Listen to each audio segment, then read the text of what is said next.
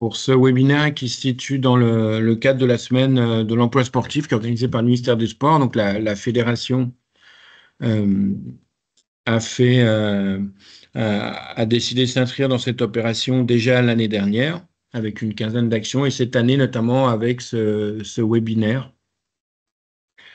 qui traite un sujet d'actualité sur lequel le pôle emploi formation est régulièrement sur des questions notamment relatives au statut de l'auto-entrepreneur, aux relations entre l'employeur et l'auto-entrepreneur, aux différentes problématiques de droit du travail notamment. Donc et je remercie Pascal Berthelin qui a permis en fait de faire le lien avec Amandine Gauguillon, que je remercie d'être présent, qui est spécialiste des groupes Mon Employeur et qui va donc intervenir ce soir.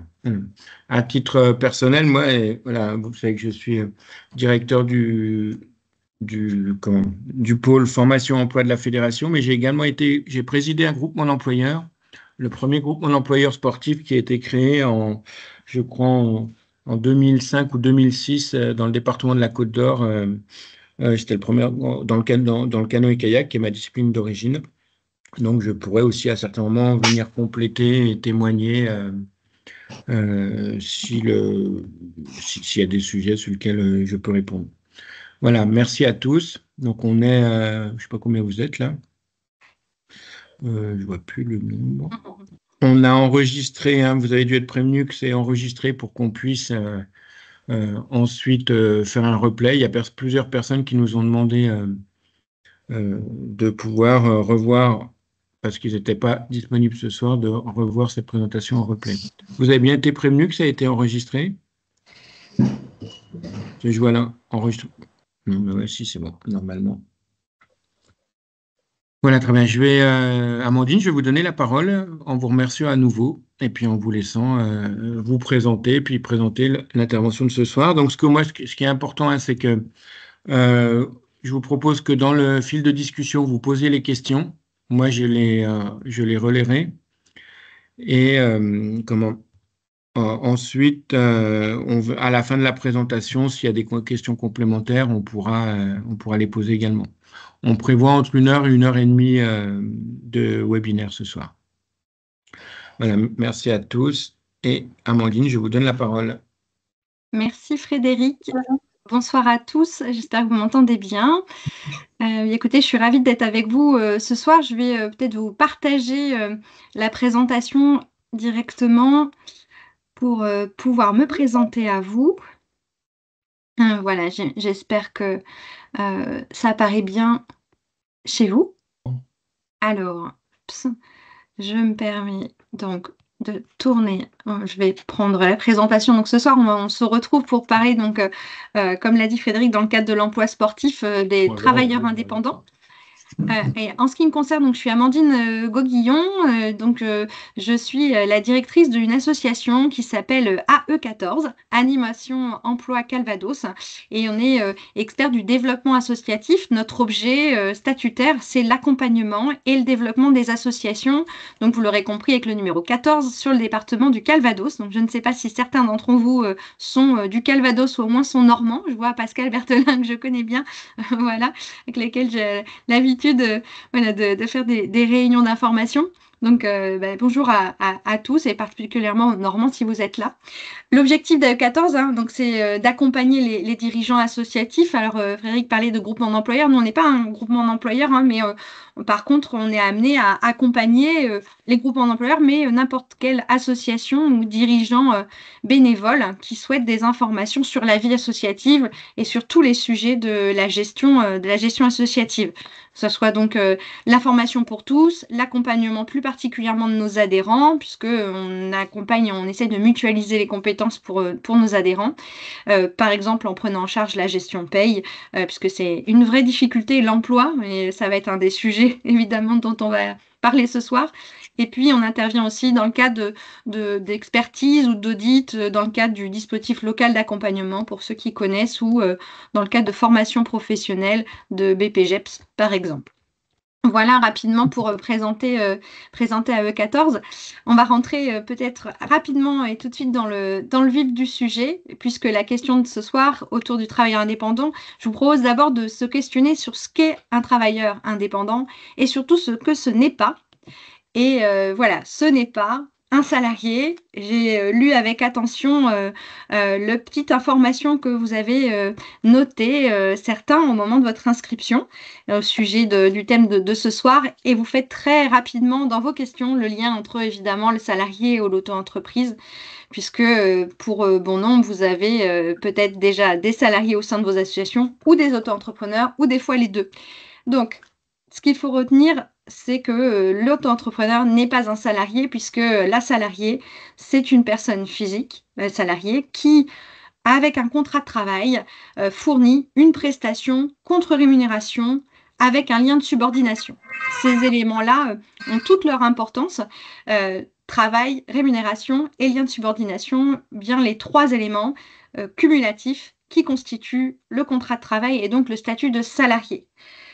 Et bien sûr, le fait qu'il y ait un contrat de travail entre un employeur et un salarié, ça confère des obligations et des responsabilités à l'employeur, donc à l'association que vous êtes, qui a l'obligation d'appliquer la législation du travail, les conventions collectives, donc dans la plupart du temps, pour vous, j'imagine, la convention collective nationale du sport, même si vous faites partie peut-être d'une association plus large qui est une multi-activité, peut-être que vous appliquez une autre convention collective, comme la convention ECLA, c'est tout à fait possible.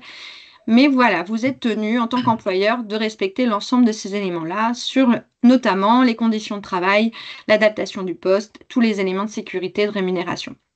Et en contrepartie, le contrat de travail, il offre aussi aux salariés une protection sociale qui est spécifique et qui est plus large que celle des travailleurs indépendants, notamment au niveau de l'indemnisation du chômage, du risque d'accident du travail. Voilà, sur pas mal de points, le salarié a une couverture, une protection sociale plus importante que le travailleur indépendant.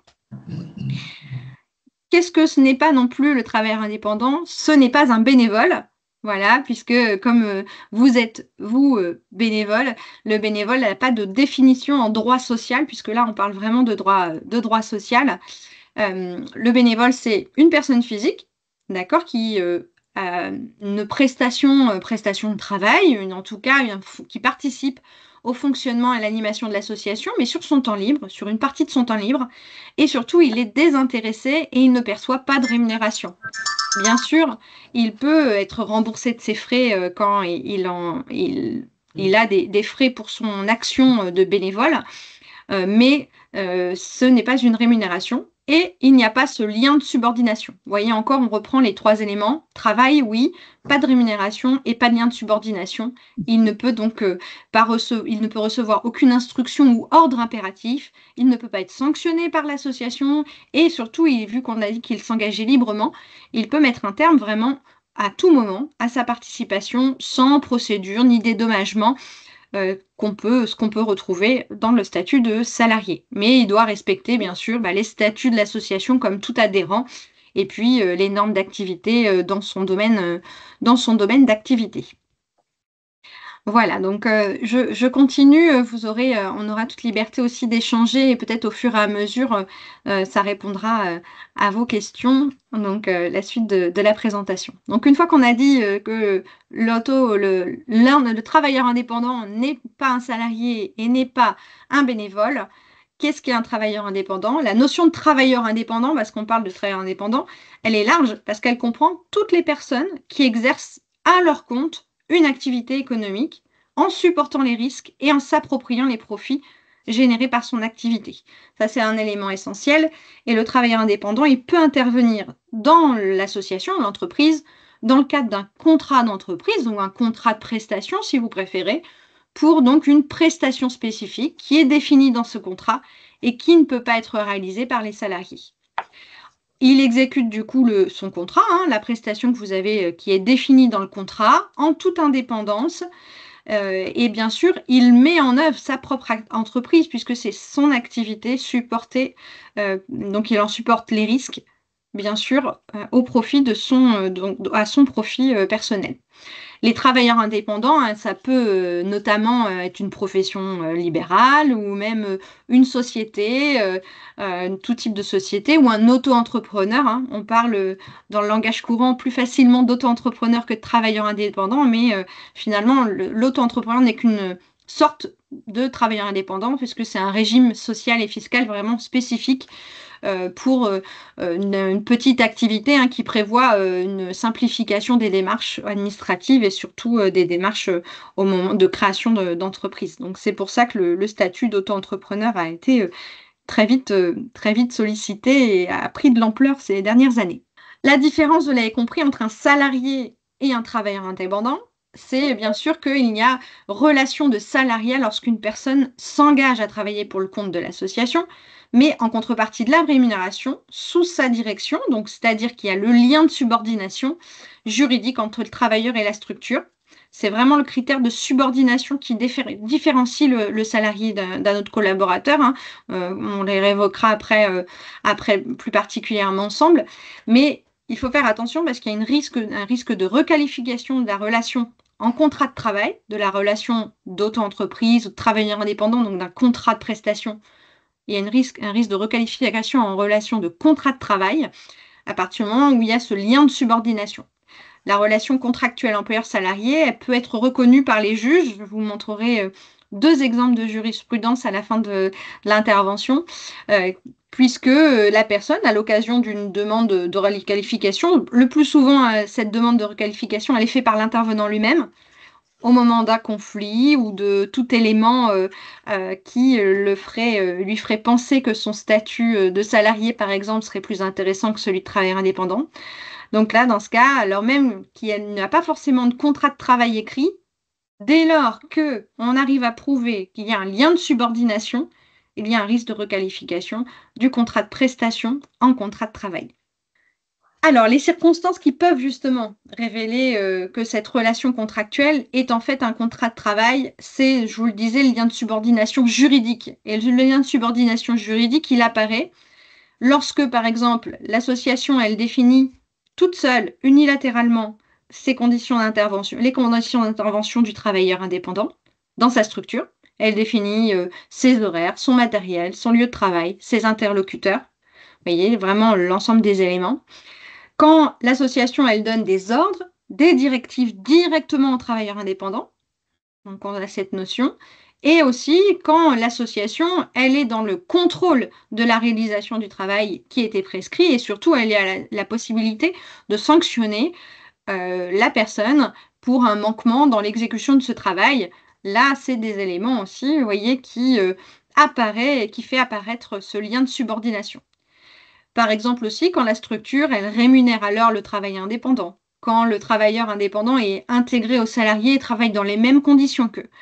Alors tout ça, il ne faut pas les prendre indépendamment en fait, hein. C'est des faisceaux d'indices qui permettent de déterminer s'il y a un lien de subordination ou s'il n'y a pas de lien de subordination.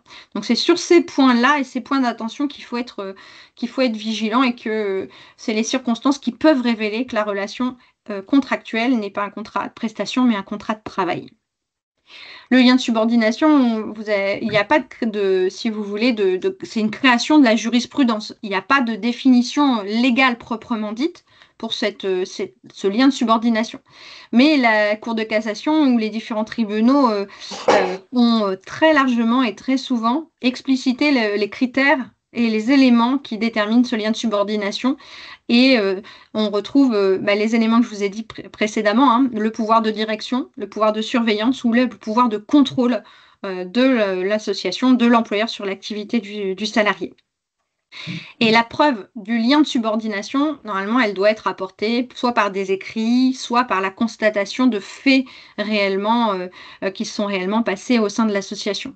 Le travail subordonné, hein, normalement, il est accompli au lieu et suivant l'horaire prescrit par un salarié travaillant seul sans qu'aucun auxiliaire ne soit rémunéré par lui, avec un matériel et des matières premières ou produits fournis par l'employeur et sous contrôle. Voilà, ça c'est la façon dont les jurisprudences le positionnent. Je vous l'ai dit tout à l'heure, mais peut-être j'insiste sur différents éléments pour vous donner différents éléments de compréhension de cette notion de lien de subordination ou de travail subordonné, puisqu'il y a deux grandes catégories finalement d'éléments, hein. L'autorité et le contrôle de l'employeur, la relation d'autorité et de contrôle, qui constitue vraiment l'élément cœur de la détermination de la présence d'un lien de subordination. Donc qui détermine, vous l'avez compris, la notion de contrat de travail. Et là, l'appréciation par les tribunaux varie en fonction des fois de la nature de la profession exercée, la qualité du travailleur. Il peut y avoir tous ces éléments qui sont pris en compte. Et la deuxième grande catégorie, c'est les conditions matérielles d'exercice de l'activité. Et vous êtes plusieurs au moment de votre inscription à avoir soulevé déjà ces points-là du matériel à disposition du travailleur indépendant dans vos questionnements. Puisque les conditions matérielles d'exercice de l'activité, ça va être aussi déterminant dans l'analyse des tribunaux pour révéler que la contractualisation n'est autre qu'un contrat de travail. Il se détermine par la constatation, encore une fois, de faits qui réduisent ou suppriment complètement l'indépendance de la personne par les biais de contraintes que l'association pourrait imposer aux travailleurs indépendants. Je vous donne des exemples, la fixation par l'association des dates, des horaires et des plannings, de la durée de travail, les ordres directifs, les instructions données par l'association, donc surveillance des cours par l'association, même partielle, le contrôle des travaux finis par l'association, responsabilité morale et juridique en cas de litige, fixation du lieu, où doit être exécuté le travail. C'est tout plein d'éléments qui permettent de donner des éléments de lecture, je dirais, aux tribunaux et dans le cadre des jurisprudences qui sont sorties nombreuses sur ce domaine-là. Donc, risque de requalification, c'est quoi les risques? On se dit, bon, on y va quand même, on prend un travailleur indépendant. Dans ce cas, on essaye de sécuriser les choses et puis il faut savoir à quel risque on encourt. Le risque, bien sûr, vous l'avez compris, la requalification de la relation de contrat de prestation en contrat de travail. Donc, application de la convention collective, sur la rémunération, le temps de travail, les cotisations, les éventuels accords d'entreprise que vous auriez dans l'association pour les autres salariés. Et puis, le fait que, par exemple, en cas de mise en terme de la prestation de service, si c'est requalifié en relation au contrat de travail, les juges, à nombreuses reprises, ont assimilé l'arrivée du terme de la prestation à un licenciement non justifié et donc à des calculs d'indemnisation de licenciement non justifié. La régularisation qui va avec de la situation auprès de l'URSSAF, donc avec des redressements de cotisation. Ça, c'est le premier risque. Et puis, le deuxième risque, c'est la risque de condamnation aussi de l'employeur pour travail dissimulé. Puisque si la relation elle est rompue, le travailleur indépendant qui serait requalifié peut réclamer une indemnité égale à 6 mois bruts de salaire. Donc ça, c'est les textes de loi. Le travail dissimulé, lui, est pénalement sanctionné par une amende pour les personnes morales, donc pour les structures, une amende de 45 000 € ou emprisonnement de 3 ans pour une personne physique. Alors, on a rarement vu quand même des jurisprudences jusque-là, mais voilà, c'est en tout cas dans l'esprit des juges quand ils sont amenés à se positionner sur des situations de ce type. Donc, on a posé le cadre un peu légal, les différents risques et donc maintenant peut-être vous parler des conditions à remplir pour faire appel à un travailleur indépendant. Parce qu'une fois qu'on a posé le risque, le cadre, on sait bien que voilà, ce n'est pas impossible et ce n'est pas interdit de faire appel à un travailleur indépendant, mais il y a des conditions à remplir pour que ce soit fait en toute sécurité. Les vérifications déjà préalables, puisque la relation que vous allez poser et structurer entre l'association et le travailleur indépendant, il faut le formaliser par un contrat de prestation de service. Le travailleur indépendant, lui, il vous vend un service, il vend un service à l'association, puisque l'association n'est pas en capacité de réaliser elle-même ce service. Et donc la prestation, quand elle est d'un montant au moins égal à 5 000 €, ça peut aller vite hein, sur une année d'intervention. Voilà, donc on peut vite être sur ces sommes-là. L'obligation de s'assurer au préalable que le travailleur indépendant est bien enregistré comme un travailleur indépendant auprès des organismes sociaux et qui déclare bien ses cotisations sociales. Donc ça revient hein, à l'association de bien vérifier ces éléments-là, de vérifier le numéro de sirène du travailleur indépendant. L'attestation de vigilance, donc ça c'est l'attestation qu'on peut sortir sur notre compte, le compte URSSAF, pour savoir si il est bien à jour de ses cotisations et contributions sociales. Vérifier la validité et l'authenticité hein, de cette attestation de vigilance. Donc vous avez la possibilité voilà, sur le site de l'URSSAF de le faire. De demander aussi une attestation sur l'honneur du dépôt auprès de l'administration fiscale de l'ensemble des déclarations obligatoires. Et puis un extrait d'inscription au registre du commerce et des sociétés, RCS, c'est ce qu'on appelle un extrait K, extrait CABIS, ou au registre des métiers, hein, avec la carte d'identification, hein, parce que pour exercer une activité commerciale, l'auto-entrepreneur doit désormais obligatoirement être immatriculé au registre du commerce et des sociétés. Donc c'est à demander par votre structure normalement tous les 6 mois, ou au moins dans ce cas à chaque saison. Si vous voulez voilà, avoir une régularité dans ces documents. Et c'est vrai qu'il est conseillé quand même d'effectuer même ces vérifications, même si vous avez des prestations qui sont à un montant inférieur à 5 000 € pour vous assurer que le travailleur indépendant est vraiment bien dans les règles voilà, pour vous couvrir. Et je vous l'ai mis en italique et en gras en bas, puisque que ce soit un travailleur indépendant, un salarié, là pour le coup c'est la même intervention. Là c'est la référence au code du sport et il faut détenir une carte professionnelle d'éducateur sportif pour encadrer une activité sportive contre rémunération, que ce soit un salarié comme un travailleur indépendant. Donc ça, attention à bien respecter détention de la carte professionnelle et de vérifier que voilà, la carte professionnelle est bien à jour et l'affichage de la carte pro, voilà, comme toute personne qui intervient contre rémunération dans le cadre d'activités sportives. Donc, il n'y a pas un contrôle sur les diplômes, mais ben oui, si, le diplôme, c'est justement la carte professionnelle qui permet hein, de vérifier que le diplôme est bien dans la liste ministérielle pour pouvoir rémunérer, pour pouvoir intervenir dans le milieu sportif contre rémunération. Donc, les conditions d'intervention aussi, c'est que le travailleur indépendant, normalement, il doit avoir un réel savoir-faire dans un domaine spécifique et déterminé. Il peut s'agir d'un savoir-faire intellectuel, hein, ce que disent les textes, connaissances informatiques, artistiques, etc., ou d'un service matériel spécifique. Mais voilà, normalement, il doit avoir un réel savoir-faire que n'a pas les salariés au sein de vos associations. Le travailleur indépendant, il doit fournir les moyens nécessaires à l'accomplissement de sa prestation. Parce que vous l'avez soulevé aussi hein, dans vos petites remarques et vos petits questionnements, la question du matériel, du local. S'il utilise en partie le matériel de l'association ou les locaux, l'idéal c'est d'avoir une convention de mise à disposition conclue entre l'association et la personne, ou de l'intégrer directement dans le contrat de prestation dans un article spécifique.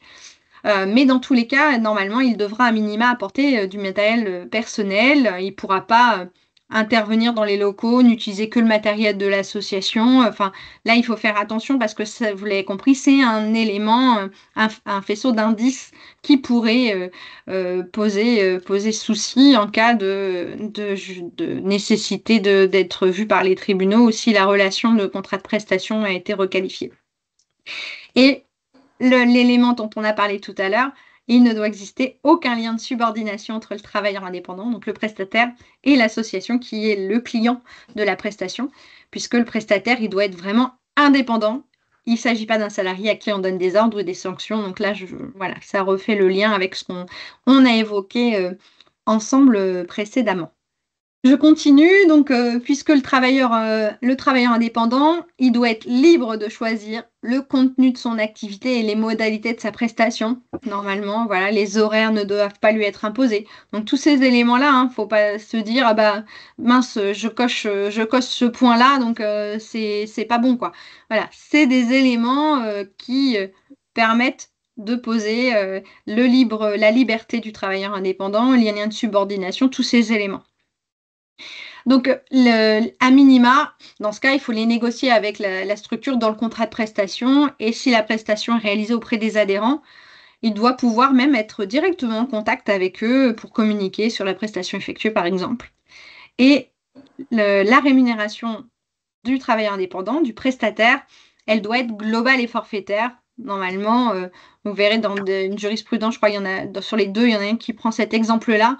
La rémunération à l'heure, c'est un élément qui a fait tilter les juges sur une requalification.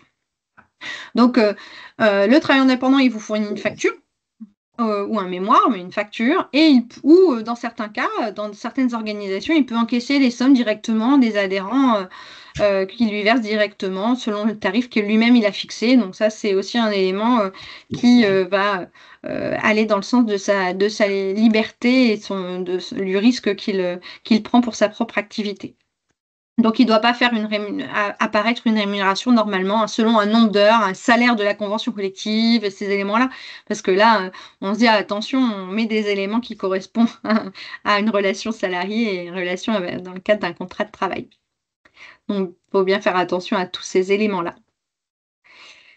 Dois-je conclure un contrat? Vous êtes plusieurs aussi à vous êtes posé cette question-là.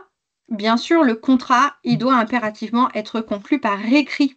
Et il doit contenir un certain nombre d'informations, l'objet, la tâche précise, qui prouve qu'il nécessite un savoir-faire que l'entreprise, l'association ne peut pas assumer en interne. Donc c'est pour ça que quand vous avez des salariés qui font une activité et que vous avez un auto-entrepreneur ou un travailleur indépendant qui fait la même chose, là, le risque est encore plus important. Vous voyez, ça donne un élément de fragilité.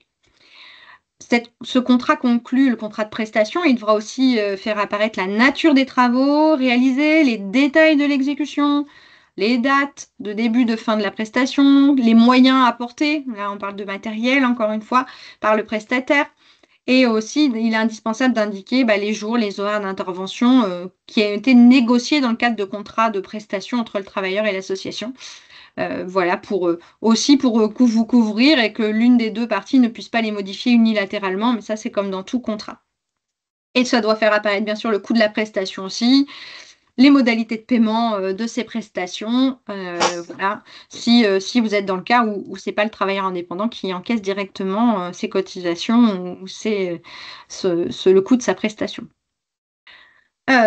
Ce qui est bien d'être indiqué aussi, et ça répond à certaines de vos questions encore une fois, dans le contrat, d'indiquer les conséquences d'éventuelles absences. Par exemple, les cours seront assurés à une autre date ou voilà, le coût de la prestation, est-ce qu'il est revu voilà, donc le travailleur, il ne peut pas être sanctionné pour une absence. En revanche, le contrat de prestation peut prévoir qu'il s'agit dans certaines conditions d'un motif de résiliation, par exemple, du contrat de prestation. Au bout de voilà, tant de prestations non fournies, la possibilité de résilier avec des délais. C'est un contrat, donc tout doit au maximum se prévoir entre le travailleur indépendant et l'association.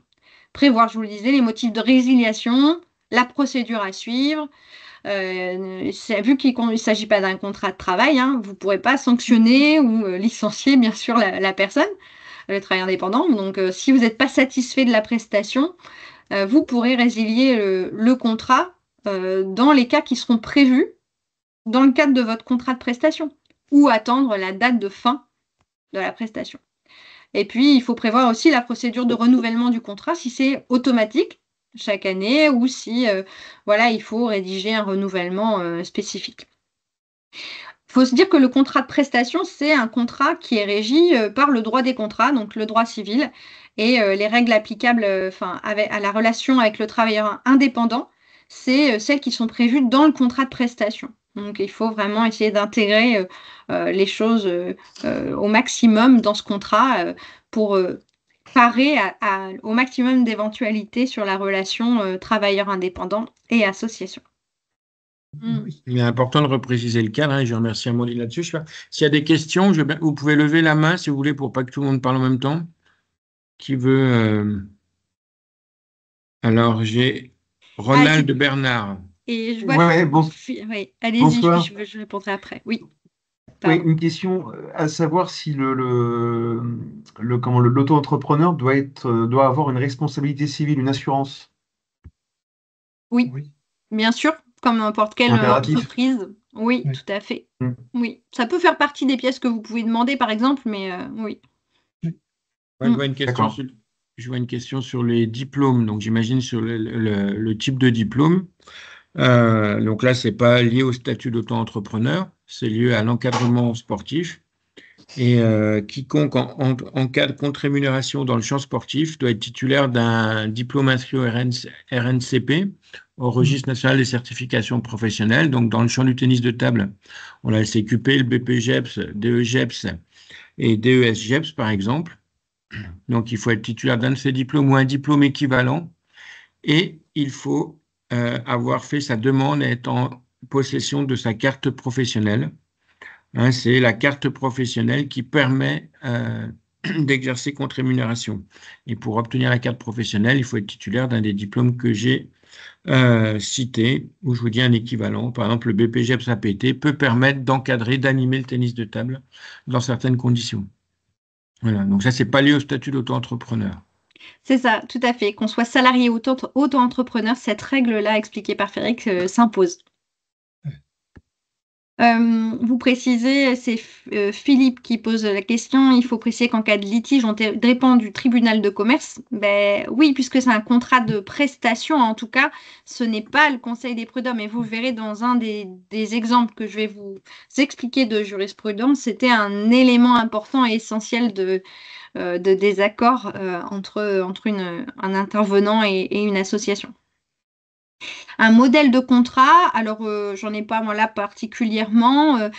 Si vous êtes adhérent à des syndicats d'employeurs comme Cosmos dans le sport ou Exopé, il y en a à disposition, un contrat de prestation. Peut-être que dans les outils fédéraux, vous avez ce genre de choses. Est-ce qu'il y a d'autres questions avant que je rentre dans un exemple? Alexandre. Oui, la question est peut-être plus facile à poser à l'oral, c'est pour ça que j'ai activé le micro. Alors, simplement, je crois que pour la requalification s'il y a un lien de subordination, ça se fait quand même devant le Conseil de prud'homme. En tout cas, on peut demander la requalification, enfin, la personne demandera la requalification devant le Conseil de prud'homme, en principe. Par contre, moi, j'avais une question justement sur vous avez dit qu'il ne fallait pas mentionner dans le contrat des horaires de travail pour pas qu'il y ait un risque de requalification. Mais en même temps, après, vous avez dit qu'il est préférable quand même de mentionner sur le contrat de prestation de service des heures d'entraînement, par exemple. Alors, comment, du coup, on fait la différence? Est-ce qu'il faut les mettre ou est-ce qu'il ne faut pas les mettre, les heures? Oui, bah, en fait, vous voyez, ça dépend de la façon dont on les explique et on les positionne. Mais oui, ça peut être conclu dans le contrat. Alors, je suis en train de rechercher l'élément. Hop, voilà. En fait, ce que je vous disais, c'est qu'il ne faut pas que ce soit fixé par l'association en direct, unilatéralement. Il faut que, en fait, ça fasse partie des éléments de contrat, voilà, négociés et vus des deux côtés, en fait. Enfin, c'est là la différence pour montrer qu'il n'y a pas les choses sont vues pas de manière unilatérale, en fait, par l'association. D'accord. Et je reviendrai sur ce que vous évoquez, justement, sur le Conseil des prud'hommes, justement. C'est intéressant. Alors, en début d'intervention, vous avez dit que la requalification en contrat de travail, c'est bien s'il y a une subordination, mais qu'il n'y a pas de définition légale. Ça veut dire que c'est toujours à l'appréciation du juge. Parce qu'en fait, ce que je comprends, c'est que à peu près tout le monde, je pense, les présents font attention au juridique, le cabis, tout ça. Par contre, des horaires de travail récurrents, des plannings, ça c'est notre quotidien. Donc c'est assez inquiétant de dire qu'il n'y a pas de... C'est pas clair, quoi. C'est à l'appréciation du juge, un peu au droit mouillé. Est-ce que je me trompe? Et c'est pour ça qu'il y a des éléments quand vous avez une relation de travailleur indépendant association, il y a au maximum des précautions à prendre, en fait, pour être au maximum dans le cadre qui est prévu d'une relation contrat de prestation et client. Et faire attention qu'on n'est pas sur cette notion de salarié, hein. Je l'ai évoqué, je crois, mais on le verra dans les exemples. C'est en général l'intervenant lui-même, hein, qui demande la requalification dans l'ensemble des jurisprudences ou dans la plupart des jurisprudences. Même si tout se passe bien, on le connaît bien, des fois c'est mais oui, mais c'est un licencié depuis des années, depuis qu'il est tout petit, voilà, enfin. Mais il peut y avoir n'importe quelle situation qui fait que c'est souvent la personne elle-même, hein, qui demande la requalification parce que c'est pas la même couverture, c'est pas la même protection sociale, c'est pas les mêmes éléments en cas d'accident de travail, enfin en cas de maladie, voilà, ça ouvre pas les mêmes couvertures parce que c'est pas la même relation entre salarié et employeur ou un contrat de prestation et un client. Donc, il y a des personnes pour qui ça ne va pas se poser de soucis. Ils ont choisi ce statut-là et ça rentre vraiment dans le cadre de ce statut, hein. Je ne dis pas que c'est interdit.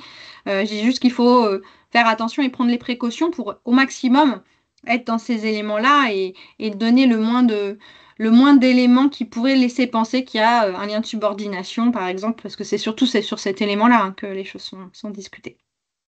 Je crois qu'il y a Il y a personne. Ronald, non, il y a deux. Ouais, alors, oui, c'est encore moi. Je reviens sur le contrat ou la convention que l'on doit rédiger pour l'entrepreneur. Nous, dans notre cas, on a une salle mise à disposition par la commune. Donc, il faudrait qu'on fasse faire une convention par la commune à faire signer entre la commune et l'auto-entrepreneur. Non, pas forcément, puisque si c'est Non. sur un créneau qui vous est mis vous à Oui. disposition, vous voyez, donc D'accord. ou l'intégrer en tout cas dans le contrat de prestation, qui est voilà, c'est juste intégrer les modalités de matériel, hein. Au même titre que Philippe dans les commentaires indique que souvent l'entraîneur il vient simplement avec son chronomètre. Est-ce que c'est suffisant? Voilà, enfin, ça peut l'être, ça peut être un élément cumulatif qui montre qu'il n'utilise pas son matériel, mais en même temps, dans votre discipline, j'imagine mal l'entraîneur venir avec sa table de tennis de table. Enfin, ce serait un peu compliqué. Exactement.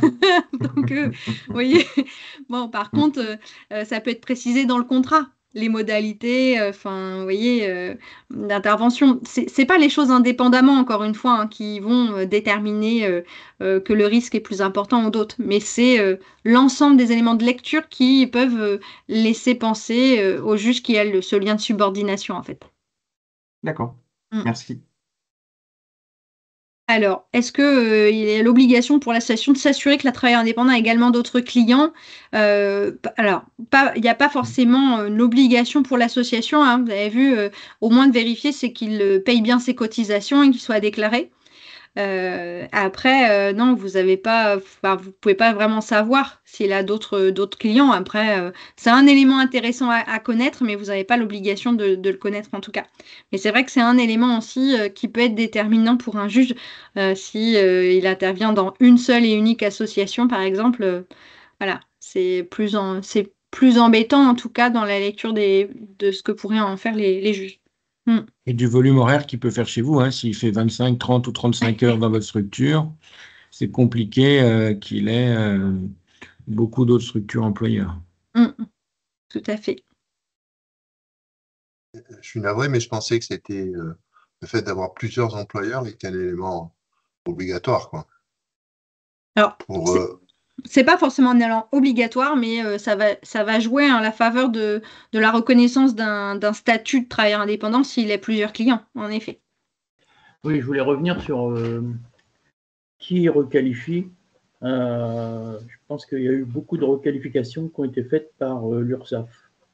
Et d'où l'importance de l'attestation de vigilance, parce que quand l'URSSAF requalifie un auto-entrepreneur en contrat salarié, s'il est déjà affilié au titre d'un régime de travailleur indépendant, l'URSSAF ne peut pas revenir sur la période pour réclamer les cotisations.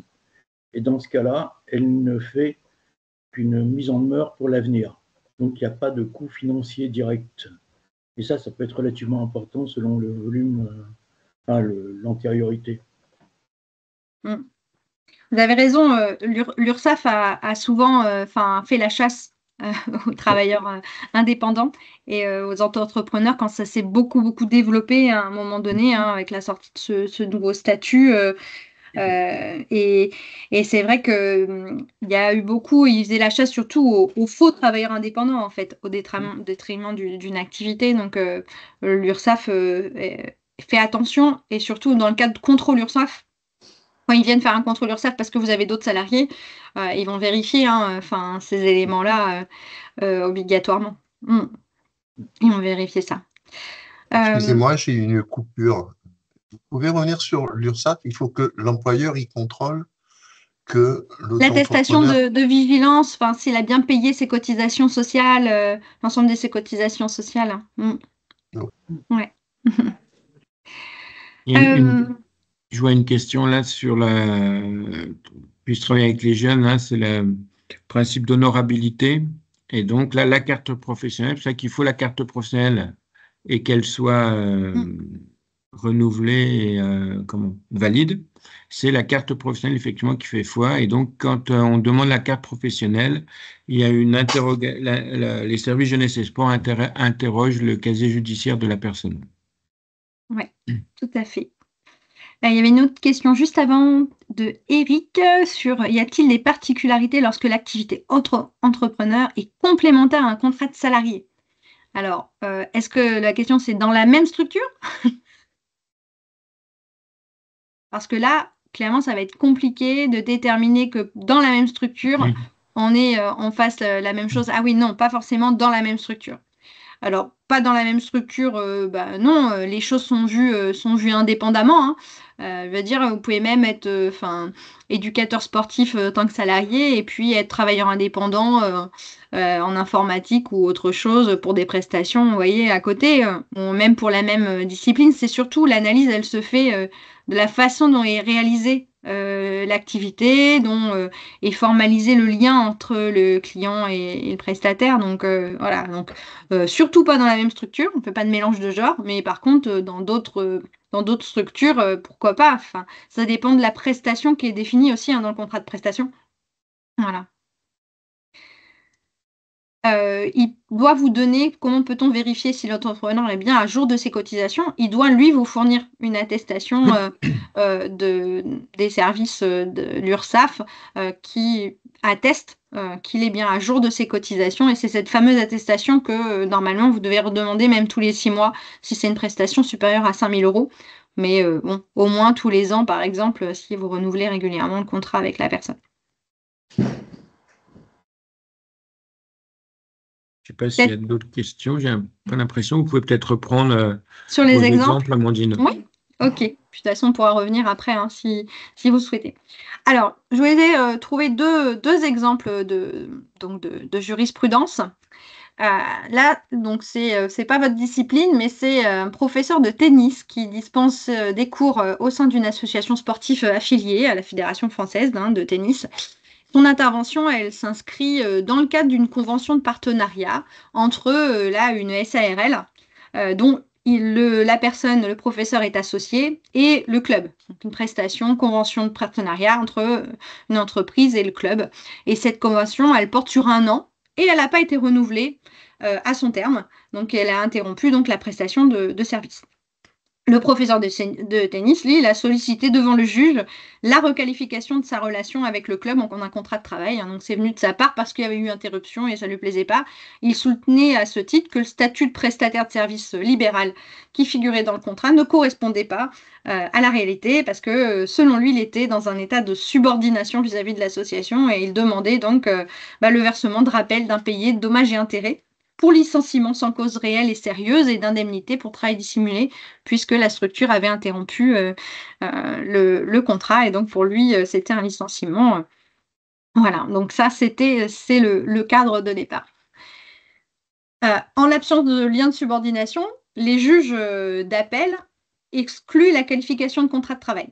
Donc, dans le cadre de l'appréciation des faits, la Cour d'appel elle retenait l'absence de dépendance dans l'exécution du travail et écartait la demande de requalification du professeur de tennis. Donc ça, c'est voilà. Pourtant, après, sur un deuxième temps, la Cour de cassation, elle censure la position de la Cour d'appel parce qu'elle estime qu'au regard des stipulations qu'il y avait dans le contrat, justement, qui liait la SARL et l'association, elle a dénaturé les termes clairs et précis de l'acte et que le contrat de travail est bien caractérisé, donc selon la Cour de cassation. Et les éléments, c'est ça qui est important, les éléments qui ont amener la Cour de cassation à prendre ce positionnement-là. C'est parce que les prestations de service en tant que professeur principal seront facturées au tarif de 25 € hors taxe de l'heure. Voilà, c'est un élément qui lui a fait penser donc c'était un contrat de travail, que le prestataire participera obligatoirement à toutes les compétitions officielles en qualité de joueur ou de capitaine, qu'il est autorisé à accompagner sur les tours et compétitions de haut niveau les joueurs classés et après accord de la commission sportive, que cette autorisation est subordonnée à la participation impérative de l'accompagnant et d'accompagner au match. Donc ça, c'est les éléments, vous voyez, qui ont amené la cour de cassation d'avoir un positionnement différent. Donc, pourquoi? Alors déjà, ce qui est intéressant, c'est de se dire, d'abord, la dénomination de la convention, parce qu'ils ont appelé ça convention de partenariat, et le fait d'avoir conclu le contrat en plus avec une société, c'était pas un travailleur indépendant, un auto-entrepreneur, c'était une SARL, c'était pas une personne physique, c'était vraiment une personne morale. Ça n'a pas empêché la requalification en contrat de travail. Donc ça, des fois, on se dit, on met une convention de partenariat, on met un cadre, en plus la relation, elle est avec une société et pas avec une personne, voilà, on est tranquille. Non, vous voyez, là, dans cet exemple-là, ça n'a pas suffi à empêcher la requalification en contrat de travail. Et puis ensuite, les éléments que la Cour de cassation, elles ont retenus pour requalifier le contrat de prestation de service en contrat de travail, c'était un élément qui était la fixation du prix horaire. Voilà, pour la Cour de cassation, en tout cas, ça a été un élément déterminant et l'interprétation, voilà, du lien de subordination par rapport à ce qu'on a dit, la présence aux compétitions, etc. Donc, il importe dans cet élément-là, vraiment, on voit que l'enseignant demeure parfaitement libre et indépendant dans la conduite de son activité. Lui confier la gestion de l'entraînement, des équipes, l'école de tennis, c'est tout à fait possible avec une participation indépendante, libre et indépendante. Mais c'est nécessaire aussi d'accepter les conséquences de ne pas prévoir ou de ne pas intervenir pour donner des ordres ou des directives à un professionnel indépendant. Si on veut pouvoir donner des ordres, des directives, contrôler, là on est, attention, c'est des éléments qui constituent un lien de subordination et là il vaut mieux être sur un statut employeur-salarié. Donc ça, c'était intéressant par rapport à ce cas particulier. Je crois qu'il y a une question entre deux, je regarde, c'est Catherine, je crois, peut-on être licencié dans un club et auto-entrepreneur dans le même club? Oui, encore une fois, c'est pas ça qui va déterminer la relation, c'est vraiment la façon dont est menée l'activité et la prestation, en fait, la façon dont est menée la prestation. Je sais pas si on prend peut-être les autres questions avant que je passe sur le deuxième exemple, peut-être. Je crois qu'il y a une question de Yves-Marie Roland, c'est ça? Oui, tout à fait. En fait, la fixation du prix horaire, donc on ne peut pas fixer de prix horaire. Il faut que ça soit une prestation forfaitaire. C'est ça, forfaitaire et global, tout à fait. C'est privilégié. Forfaitaire et global. Oui, c'est privilégié. Et ne pas apporter un nombre d'heures. Tout à fait. Donc c'est assez, comment dire, litigieux entre guillemets. C'est vraiment parce que il faut bien quand même, le club est obligé quand même d'avoir un contrat sur une prestation qui correspond à certaines heures. Oui, alors. Vous voyez un peu le glissement. La limite est toujours mince, vous avez raison. Après, vous voyez, là, en effet, la Cour de cassation, elle s'est positionnée comme ça, et ça a été un élément qui a fait basculer certainement son positionnement. Est-ce que ça tout seul, alors qu'il n'y aurait pas eu les autres éléments de lien de subordination, peut-être que ce n'aurait pas posé de soucis. Vous voyez, c'est toujours le cumul et c'est les faisceaux d'indices en fait, et les éléments cumulatifs qui tendent à se faire positionner, un tribunal. Là encore une fois, au départ, le positionnement, il n'était pas comme celle-ci. Hein, c'est le cours de cassation qui est revenu sur la décision. Et ce serait intéressant de savoir quel terme employer finalement dans une prestation. Quels sont les termes qui seraient conseillés d'employer, enfin de rédiger. Vous voyez, on ne peut pas se retrouver dans la requalification. Bonjour. Oui, pour être, c'est exactement la même question que je me posais. D'accord. Par exemple, effectivement, moi, je suis auto-entrepreneur et on a un positionnement justement qui est très clair, mais en même temps, voilà, je voulais assister à ce webinaire pour ça. Et donc, au lieu de faire une facture qui détaille sur tel jour combien d'heures ont été effectuées, donc qui serait donc la mauvaise chose, pire encore que le nom de la facture soit nommé au mois, sous quelle façon ça doit être alors présenté, ou une façon en tout cas qui pourrait être présentée. Voilà, comment on fait? L'important, c'est dans le contrat de prestation. La facture est une conséquence du contrat de prestation qui est rédigé, voilà, et qui détermine la prise en charge globale, le forfait global. Mais encore une fois, c'est pas les choses indépendamment. Vous pouvez très bien mettre cette notion de temps de l'heure dans le contrat de prestation et d'être clean sur tous les autres éléments. Vous voyez, enfin, parce que c'est vrai que, admettons, un plombier qui fait une prestation de refaire une salle de bain, il va marquer le prix du matériel qu'il a dû rajouter, ses frais de déplacement, par exemple, et tout. Et en même temps, il va aussi marquer coût de la main-d'œuvre, et c'est souvent aligné avec un nombre d'heures et avec un taux horaire à l'heure. Et donc, voilà, c'est quand même exprimé comme ça, même pour quelqu'un qui semble avoir aucune ambiguïté avec le salariat, quoi. Bah oui, bah vous voyez, parce que là, il y a aucun risque sur le lien de subordination. Et c'est ça, oui. Voilà, c'est pour ça que c'est toujours un cumul de choses. Vous pouvez en effet très bien déterminer un horaire et un coût horaire sur le contrat de prestation. Et après, sur la facture, parler de prise en charge plutôt globale ou d'intégrer le coût temps de l'intervention, prenant en compte le matériel, etc. Enfin, vous voyez, ou l'ensemble de la préparation du cours. C'est vraiment, il n'y a pas de modèle type. Vous voyez, c'est vraiment l'ensemble des éléments à faire attention en fait pour limiter les éléments qui pourraient positionner un lien de subordination. Et là, dans ce cas-là, la fixation du prix horaire, ça a été déterminant pour la Cour de cassation et pas pour le tribunal juste avant. Vous voyez, donc ça montre toute la fragilité en fait de cette relation et de ce statut.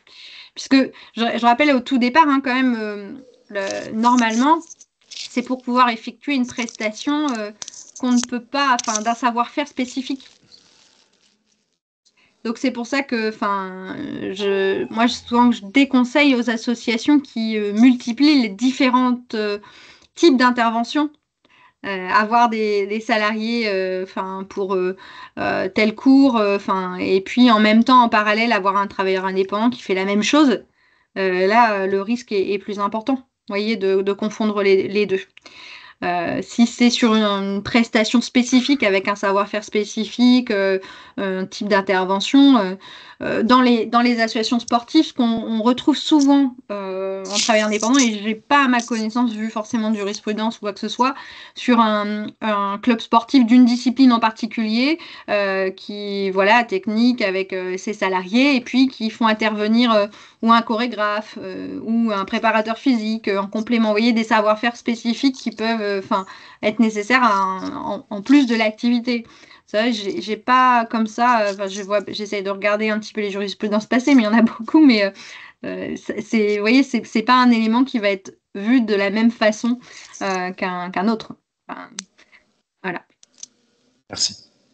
Je vous montre le deuxième exemple, si ça vous va. Allez-y.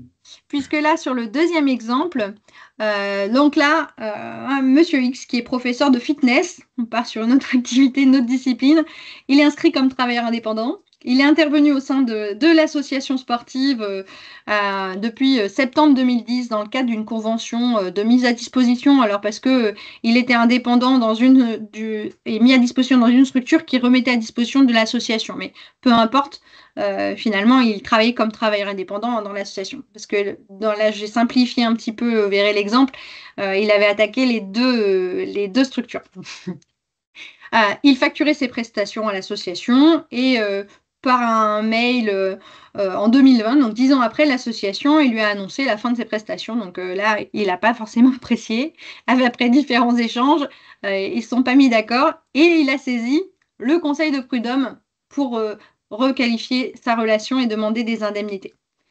Donc là, le Monsieur X, lui, il a sollicité le conseil des prud'hommes et par jugement, là, 2023, le conseil des prud'hommes de Créteil, il a jugé qu'il était incompétent au profit du tribunal judiciaire.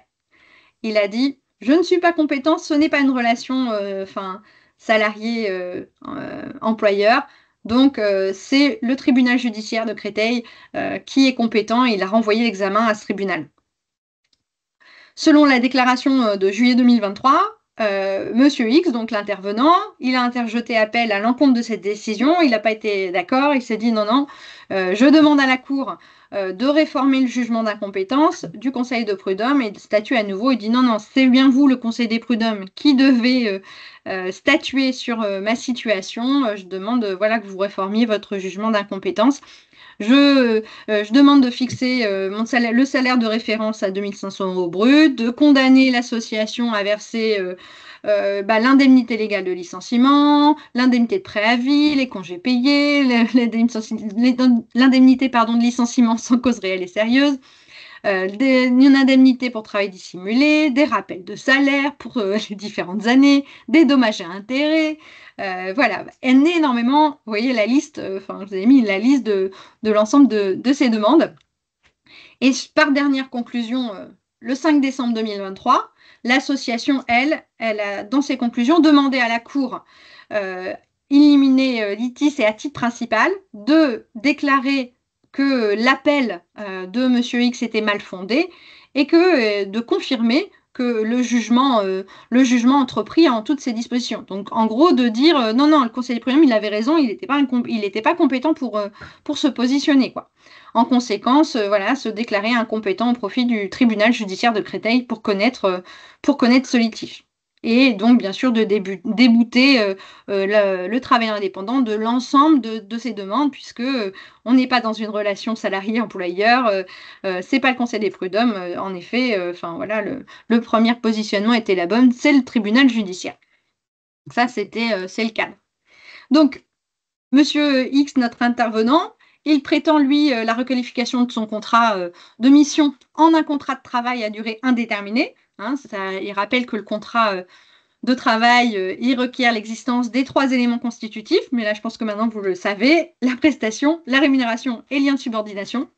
Il fait valoir aussi, et il démontre que tout son temps et toute son activité professionnelle ont été consacrés à l'association sur toute la période, alors que cette dernière était son unique client. Donc là, par rapport à ce qu'on a évoqué tout à l'heure, il soutient qu'il n'avait aucune autonomie dans l'exercice de ses fonctions au regard des horaires imposés, des congés qui lui étaient imposés, de l'exigence de compte rendu régulier par l'employeur, de discipline sportive imposée, la clientèle lui était imposée, la mise à disposition de moyens matériels, l'intégration aux équipes. Voilà, il estime que tous ces éléments, ça donne des éléments, un faisceau d'indices qui présume de l'existence d'une relation de travail salarié et donc de lien de subordination. Donc ça, vous voyez comment il a construit évidemment son positionnement par rapport à tout ce qu'on s'est dit après. De ce travailleur indépendant, il dit qu'il a démissionné de la précédente association avec laquelle il travaillait, donc avant 2010, en tant que salarié, en raison de la promesse d'embauche qui lui aurait été faite par l'association sportive. Cependant, et alors qu'il ne s'explique nullement sur son statut d'auto-entrepreneur, il ne produit aucune pièce qui permet d'établir qu'il n'avait aucune raison de quitter un emploi salarié pour travailler en tant que travailleur indépendant. Donc, vous voyez, là, on commence à démonter un petit peu finalement ces éléments. De même, la durée des relations contractuelles n'est pas de nature à démontrer la réalité d'un lien de subordination. Et à l'opposé, la durée de 10 années est plutôt de nature à révéler l'acceptation des conditions fixées dans le contrat de prestation de service, alors que l'intéressé ne justifie d'aucune démarche en vue d'obtenir un contrat de travail sur la période. On pouvait se dire, mais ça fait 10 ans qu'il est comme ça, 10 ans avec la même personne, ça pourrait être encore plus un contrat de salarié. Mais non, en fait, pendant 10 ans, il a accepté son contrat de prestation, les règles qui allaient, et voilà, il n'a fait aucune démarche en 10 ans de requalifier la relation en contrat de travail. Sur le mode de rémunération, il doit être donc considéré que les factures produites, elles sont établies en conformité avec les dispositions contractuelles. Donc, surtout, en fait, les factures produites par l'intervenant, il n'a pas travaillé uniquement pour l'association, là, puisque il a travaillé aussi pour des clients à titre particulier. Ils ont constaté aussi, je ne sais pas si je vous l'ai mis dans les éléments, mais je vous le dis à l'oral, que les numéros de facture ne se suivaient pas forcément. Donc, du coup, obligatoirement, il y avait des autres clients. Donc, quand il indiquait que c'était son unique client, voilà, on pouvait démontrer, en tout cas, l'association a démontré que ce n'était pas le cas. Voilà, puisqu'il a dispensé des prestations de coaching, des cours particuliers auprès de clients hors du cadre contractuel de l'association. Contrairement à ces affirmations, voilà, c'est ce que j'étais en train de vous dire, numérotation des factures ne démontre nullement que son unique client pendant 10 années a été consécutive. Et je crois que, je ne suis pas sûre que ce soit noté aussi, mais sur son compte LinkedIn, par exemple, il s'était indiqué qu'il était coach sportif, etc. Donc, il avait d'autres activités. L'absence d'autonomie dans l'exercice de ses fonctions, il est rappelé que les jours et horaires d'intervention ont été définis dans le contrat de prestation de service, selon les plannings de l'association, mais il ressort des mails produits par l'intéressé que lorsqu'il s'absentait pour prendre des congés, il ne faisait qu'en aviser l'association. Vous voyez, tous les éléments vont être un élément de lecture finalement et de détermination pour les tribunaux. Là, il y avait un petit exemple d'un mail qu'il avait envoyé au président de l'asso qui disait bon, salut, je serai en vacances pendant tout le mois d'août de temps à temps, quoi.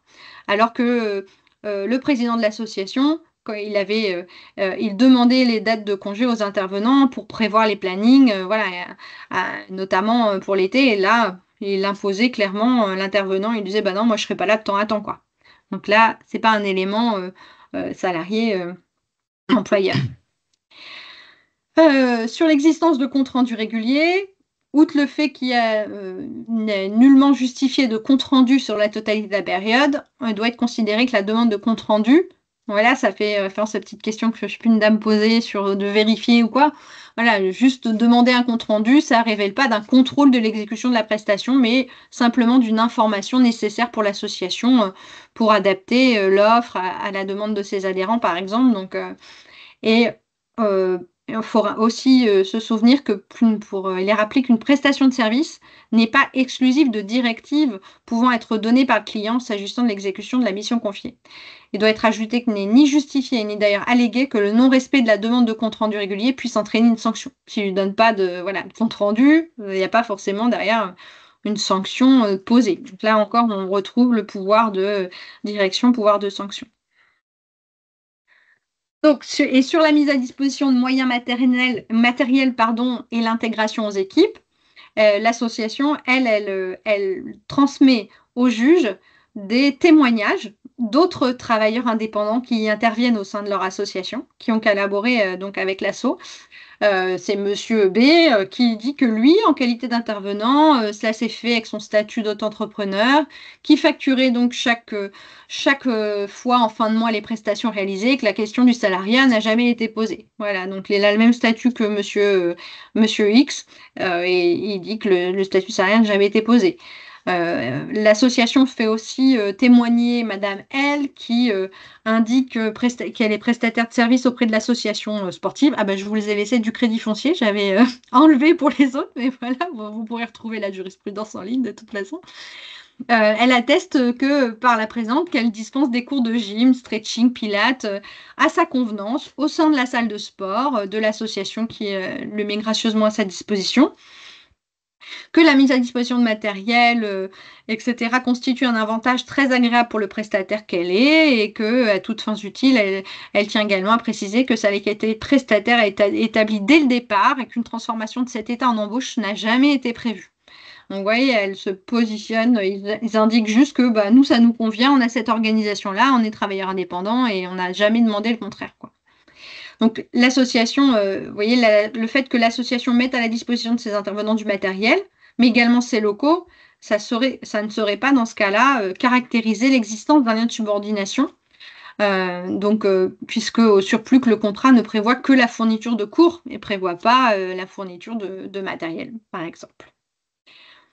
Donc, force est de constater que, en considération du pouvoir de direction et de contrôle que Monsieur X, notre intervenant travailleur indépendant, ne justifie ni même n'allègue d'un pouvoir de sanction de l'association en son encontre, en effet, il est nullement établi que l'association ait exercé un pouvoir disciplinaire ou d'évaluation envers l'intéressé.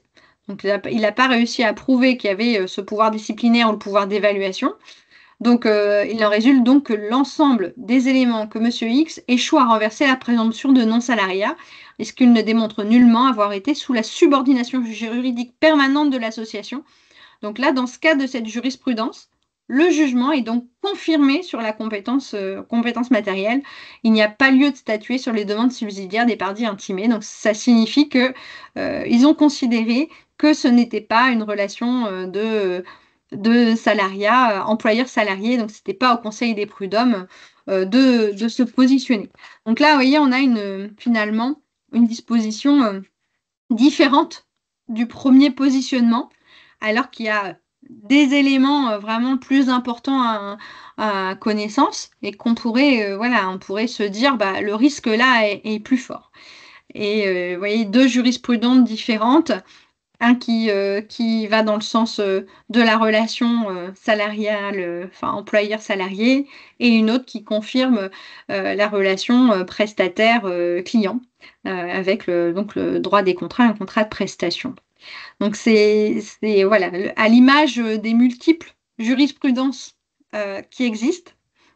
Donc, tout ça pour vous dire que ce qui est important, c'est vraiment d'essayer de cadrer au maximum, ou en tout cas de protéger cette relation qui est contractualisée.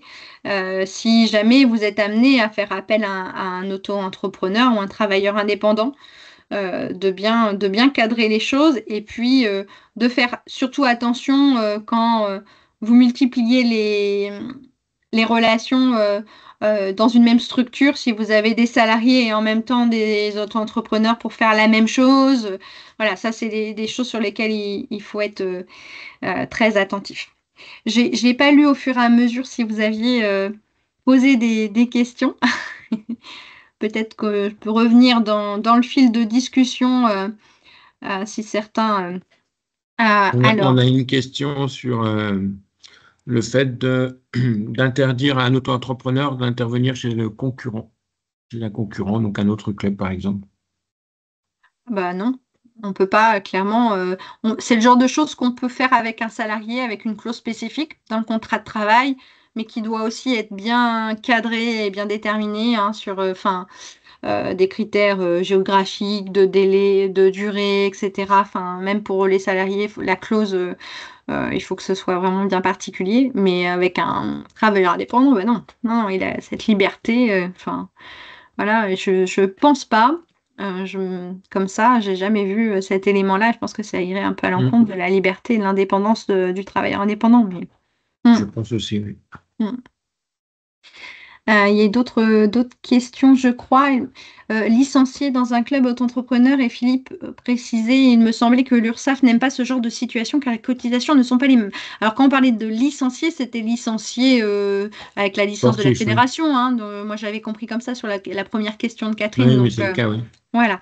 Les cotisations, c'est sûr, c'est pas la même entre, par contre, la cotisation en tant que salarié et la cotisation pour un travailleur indépendant.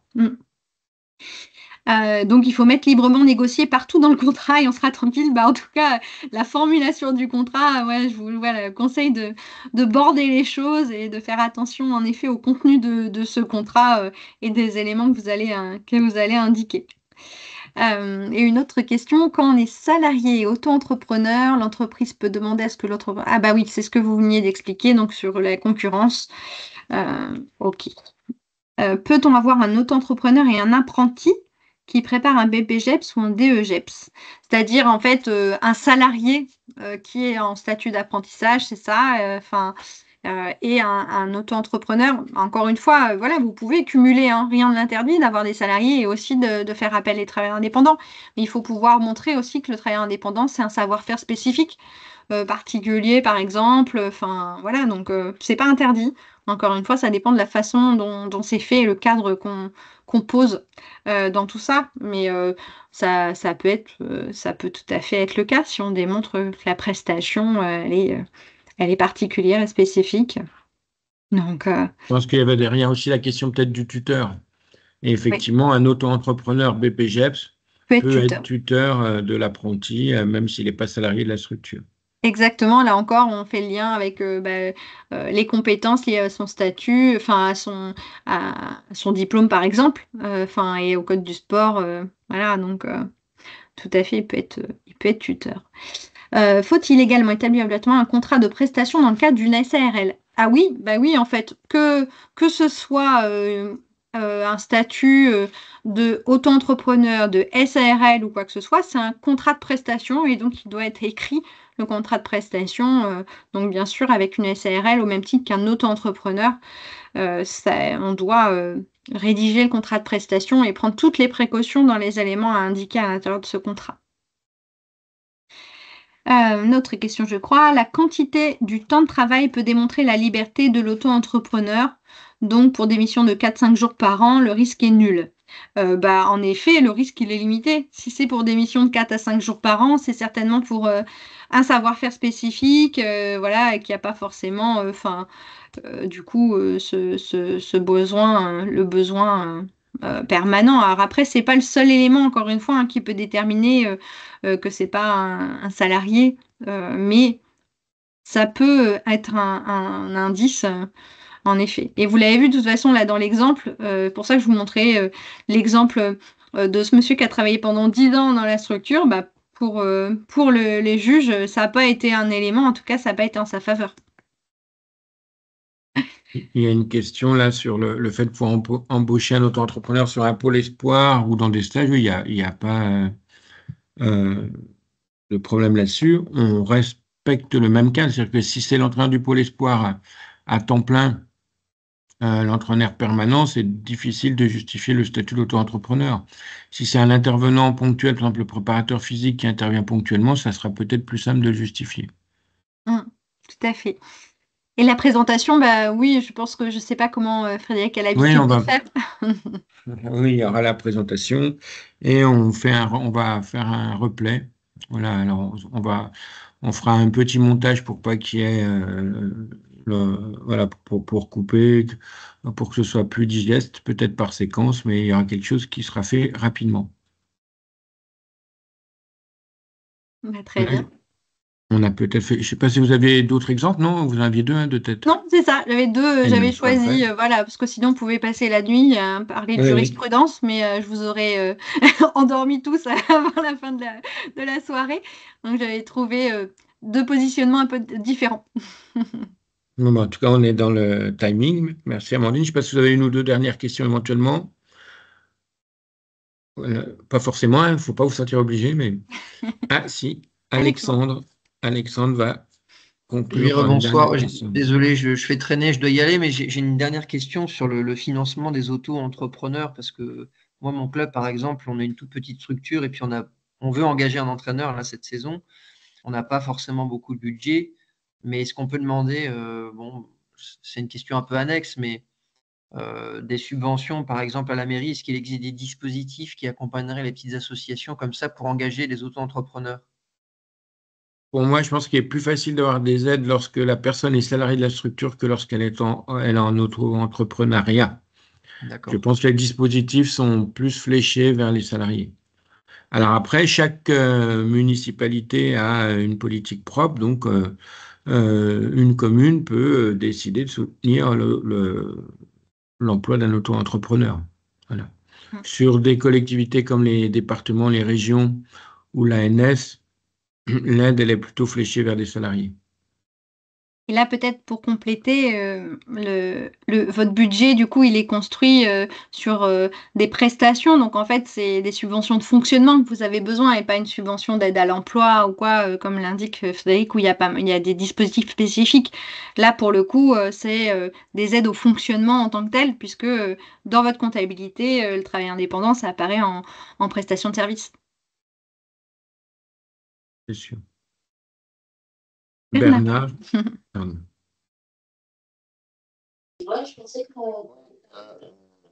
En fonction de votre expérience, est-ce que les litiges proviennent plus souvent de l'auto-entrepreneur qui demande la qualification ou bien de contrôle URSSAF, quoi, qu'il soit au hasard ou systématique? Non, c'est en tout cas quand c'est l'URSSAF qui requalifie, ça passe rarement par un tribunal en fait. Voilà, l'URSSAF qualifie et puis sanctionne ou demande à l'association de régler les cotisations, etc. Après, il peut y avoir ça peut passer au tribunal, mais c'est quand même moins souvent. Le plus souvent, toutes les jurisprudences qu'on peut retrouver, dans la plupart des cas, c'est bien sûr l'intervenant qui demande la requalification. Alors, on l'avait vu là dans les exemples parce qu'il y a eu une interruption du contrat de prestation, c'est une des premières raisons. Et puis, une autre des raisons, c'est la maladie ou un accident sur le trajet. Un accident de trajet pour aller vers sa prestation, c'est pas la même couverture que quand on est salarié. Dans ce cas, c'est considéré comme un accident de travail. Et la couverture, les prévoyances, les indemnités d'incapacité, d'invalidité, sont pas les mêmes. Et donc, c'est plus souvent dans ces cas-là, et là, le risque est plus important dans ces cas-là. On a fait le tour, je pense. Oui, peut-être juste il y a dans les conversations, le groupement d'employeurs serait une bonne solution pour les petits clubs. Bah oui, c'est vrai que c'est intéressant parce que le groupement d'employeurs, ça mutualise les compétences et ça permet de partager les salariés. Je sais que dans votre discipline, il y en a. Moi, je sais qu'il y a quelques années, j'avais accompagné dans le cadre d'un DLA la création de Ping Perche Emploi. Donc, dans l'Orne, un groupement, je ne sais pas s'il existe encore et si, par exemple, il est connecté ce soir, mais c'est en effet une façon finalement de ne pas être employeur directement et de partager un salarié. Voilà. Ou sinon, se rapprocher de structures qui peuvent accompagner les assos dans chaque département. Alors, nous, on est dans le Calvados, mais il y a des structures équivalentes dans chaque département ou vos comités et vos ligues qui peuvent vous aider à employer un salarié et à rédiger un contrat de travail et à savoir l'ensemble des obligations en tant qu'employeur pour une asso. Je crois que l'année dernière, on avait fait un JT spécial groupement d'employeurs, mais on pourrait reprogrammer quelque chose, si vous le souhaitez. C'est quelque chose qu'on pourrait refaire. Il n'y a pas de souci, un webinaire sur le groupement d'employeurs.